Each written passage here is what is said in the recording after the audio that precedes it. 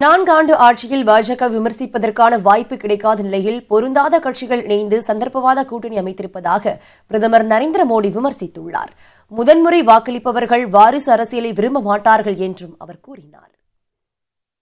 மயிலாடுதுறை, பெரம்பலூர், விருதுநகர், தேனி மற்றும் சிவகங்கை மாவட்ட பாஜக பூத் கமிட்டி உறுப்பினர்களுடன் பிரதமர் நரேந்திர மோடி காணொலி காட்சி மூலமாக உரையாற்றினார்.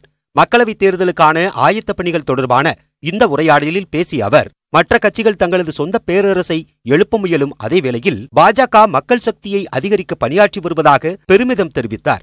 எதிர்க்கட்சிகள் இணைந்து சந்தர்ப்பவாத கூட்டணியை உருவாக்கி வருவதாகவும் அவர்கள் ஒரு குழப்பமான மனநிலையிலேயே இருப்பதாகவும் அவர் விமர்சித்தார். Our friends in the opposition are anyway a confused lot. They leave no opportunity to say Modi is bad, government is not working, people dislike the BJP. Yet, the first thing they do is make opportunist alliance with parties they dislike till recently and still do perhaps.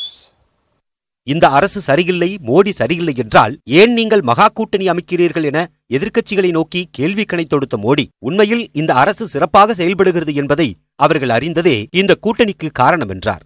தேனியிலிருந்து Rajesh என்ற உறுப்பினர் முதல் முறையாக வாக்களிப்பவர்களை கையாள்வது தொடர்பாக மோடியிடம் அறிவுரை கேட்டார்.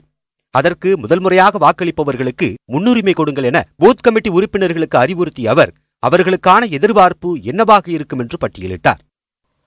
First time voter is not interested in dynasty. He is interested in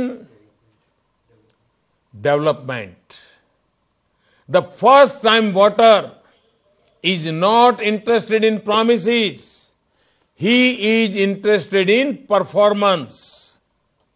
The first time voter is not interested in drama. He is interested in delivery.